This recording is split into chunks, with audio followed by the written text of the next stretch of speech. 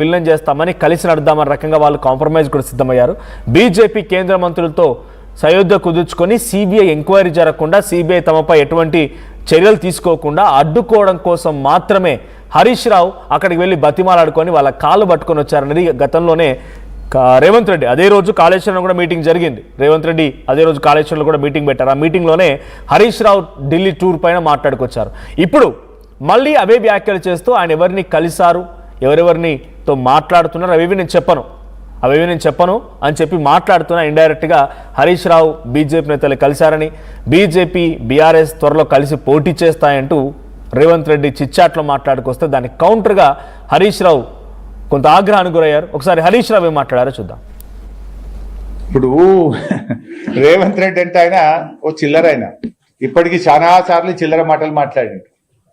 ఆయన మాటకు క్రెడిబిలిటీ ఉంది అసలు? 4 పార్టీలు మారినోడు, రోజుకు 4 అబద్ధాలు మాట్లాడేటోడు, 400 అబద్ధపు హామీలు ఇచ్చి అడ్డదారిలో అధికారం ఎక్కినోడు, 15 ఆగస్టు కల్లా రుణమాఫీ చేస్తాని దేవుని మీద ఒట్టుబెట్టి మాట తప్పినోడు, సిద్దిపేటకు వచ్చి ఆయిల్ పంప్ ఫ్యాక్టరీ ఇనాగ్రేషన్ సందర్భంగా 45 రోజుల్లో 9,000 కోట్లు రైతుల అకౌంట్లలో రైతు బంధు డబ్బులేస్తా అని మాట తప్పిన ఈ రేవంత్ రెడ్డి మాటలకు విలువ ఉన్నదా? అబద్ధాలు చెప్పుడు, అడ్డమైన మాటలు మాట్లాడుడు, అడ్డదారిలో అధికారాన్ని అనుభవించుడు, అబద్ధాల గారెడితో కాలం వెల్లదీసుడు తప్ప నువ్వు చేసింది ఏమైనా ఉన్నదా రేవంత్ రెడ్డి? దేవుని మీద ఒట్టుబెట్టి, కనబడ్డ దేవుని మీద ఒట్టుబెట్టి రుణమాఫీ ఎగబెట్టింది నువ్వు కాదా? సిద్దిపేటకు వచ్చి 45 రోజుల్లో రైతు బంద్ వేస్తా అని 65 రోజులైనా రైతు బంద్ ఎగబెట్టింది నువ్వు కాదా? అసలు నువ్వు ఎన్ని అబద్ధాలు? అసలు 4 పార్టీలు మారింది నువ్వు, పూటకో పార్టీ మారి ఏ ఎండకా గొడుగు పట్టే రేవంత్ రెడ్డి నా గురించి మాట్లాడతాడా? నేను ఇప్పటికి 100 సార్లు చెప్పిన, నా జీవితం అంతా కేసీఆర్, నేను బతుకున్నంత కాలం బీఆర్ఎస్ అని 100 సార్లు చెప్పినా, ఇంకా 100 సార్లు చెప్తా. నువ్వేంది చిల్లరోనివి? నువ్వు అసలు నీకు నా గురించి మాట్లాడే నైతికత తక్కువ ఉందా? ఇందాకే అన్న కదా, గురువింద గింజ తన కింద నలుపు తెలియదు అన్నట్టు పార్టీలు మారిన రేవంత్ రెడ్డి ఒకే పార్టీ జీవితం అంతా, పుట్టుక బీఆర్ఎస్ లోనే, చావు బీఆర్ఎస్ లోనే అని గతంలో చెప్పినా మళ్ళీ చెప్తున్నా. కొత్తగా చెప్పేదేముంది?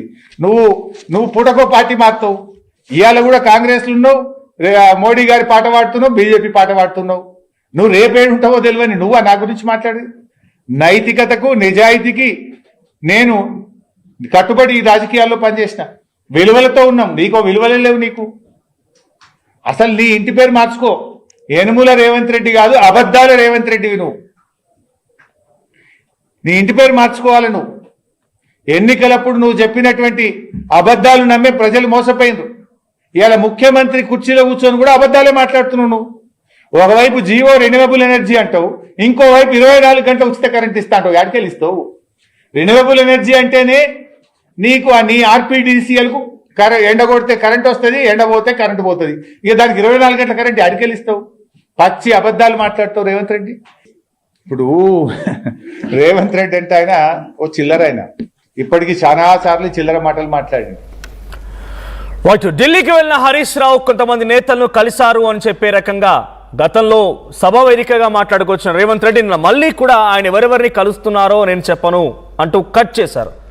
దీంతో పాటుగా బీజేపీ బీఆర్ఎస్లు కలిసి పోటీ చేస్తానని కూడా చెప్పుకొచ్చారు. ఈ మాట కేవలం రేవంత్ రెడ్డి కాదు, కవిత చెప్పుకొచ్చారు.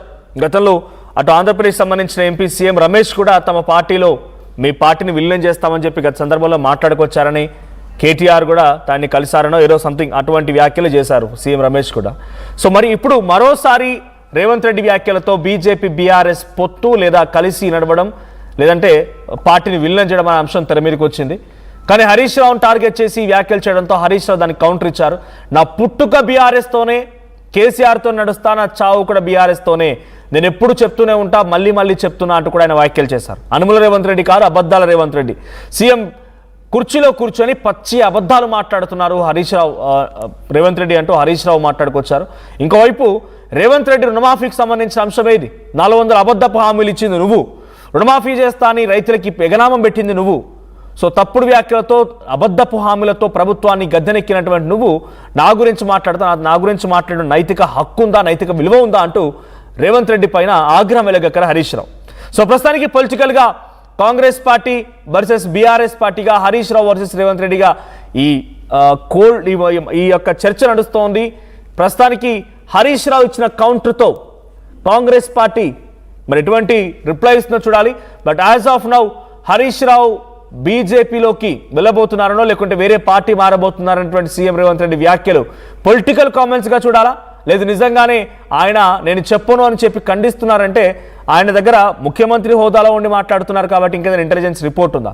సో నిజంగానే కేటీఆర్ లేదా హరీష్ రావు మధ్య విభేదాలు ఉన్నాయా? సో హరీష్ రావు నిజంగానే పార్టీ మారితే బీఆర్ఎస్ పరిస్థితి ఏంటి? మీ అభిప్రాయం ఏంటి?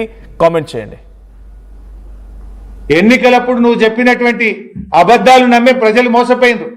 ఇవాళ ఇప్పుడు రేవంత్ రెడ్డి అంటే ఆయన ఓ చిల్లర, ఆయన ఇప్పటికీ చాలా సార్లు చిల్లర మాటలు మాట్లాడిండు. ఆయన మాటకు క్రెడిబిలిటీ ఉంది అసలు?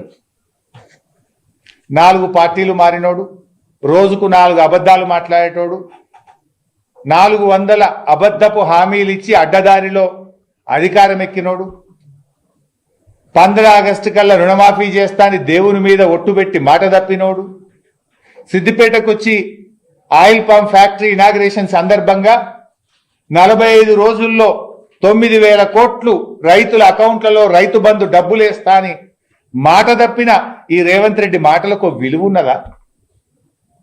అబద్ధాలు చెప్పుడు, అడ్డమైన మాటలు మాట్లాడుడు, అడ్డదారిలో అధికారాన్ని అనుభవించుడు, అబద్ధాల గారెడితో కాలం వెల్లదీసుడు తప్ప నువ్వు చేసింది ఏమైనా ఉన్నదా రేవంత్ రెడ్డి? దేవుని మీద ఒట్టుబెట్టి కనబడ్డ దేవుని మీద ఒట్టుబెట్టి రుణమాఫీ ఎగబెట్టింది నువ్వు కాదా? సిద్దిపేటకు వచ్చి 45 రోజుల్లో రైతు బంద్ వేస్తా అని 65 రోజులైనా రైతు బంద్ ఎగబెట్టింది నువ్వు కాదా? అసలు నువ్వు ఎన్ని అబద్ధాలు? అసలు 4 పార్టీలు మారింది నువ్వు, పూటకో పార్టీ మారి ఏ ఎండకా గొడుగు పట్టే రేవంత్ రెడ్డి నా గురించి మాట్లాడతాడా? నేను ఇప్పటికి 100 సార్లు చెప్పిన, నా జీవితం అంతా కేసీఆర్, నేను బతుకున్నంత కాలం బీఆర్ఎస్ అని 100 సార్లు చెప్పినా, ఇంకా 100 సార్లు చెప్తా. నువ్వేంది చిల్లరోనివి? నువ్వు అసలు నీకు నా గురించి మాట్లాడే నైతికత తక్కువ ఉందా? ఇందాకే అన్న కదా, గురువింద గింజ తన కింద నలుపు తెలియదు అన్నట్టు పార్టీలు మారిన రేవంత్ రెడ్డి ఒకే పార్టీ జీవితం అంతా, పుట్టుక బీఆర్ఎస్ లోనే, చావు బీఆర్ఎస్ లోనే అని గతంలో చెప్పినా మళ్ళీ చెప్తున్నా. కొత్తగా చెప్పేదేముంది? నువ్వు పూటకో పార్టీ మారుతావు. ఇవాళ కూడా కాంగ్రెస్ లో ఉన్నావు, మోడీ గారి పాట పాడుతున్నావు, బీజేపీ పాట పాడుతున్నావు. నువ్వు రేపేడుంటావో తెలియని నువ్వా నా గురించి మాట్లాడి? నైతికతకు నిజాయితీకి నేను కట్టుబడి ఈ రాజకీయాల్లో పనిచేసిన, విలువలతో ఉన్నాం. నీకో విలువలే లేవు నీకు. అసలు నీ ఇంటి పేరు మార్చుకో, యనుమల రేవంత్ రెడ్డి కాదు, అబద్ధాల రేవంత్ రెడ్డివి నువ్వు. నీ ఇంటి పేరు మార్చుకోవాలి నువ్వు. ఎన్నికలప్పుడు నువ్వు చెప్పినటువంటి అబద్ధాలు నమ్మే ప్రజలు మోసపోయిండ్రు. ఇవాళ ముఖ్యమంత్రి కుర్చీలో కూర్చొని కూడా అబద్ధాలే మాట్లాడుతున్నావు నువ్వు. ఒకవైపు జియో రెన్యూవబుల్ ఎనర్జీ అంటావు, ఇంకోవైపు 24 గంటల ఉచిత కరెంట్ ఇస్తా అంటావు. ఎక్కడికెళ్ళి ఇస్తావు?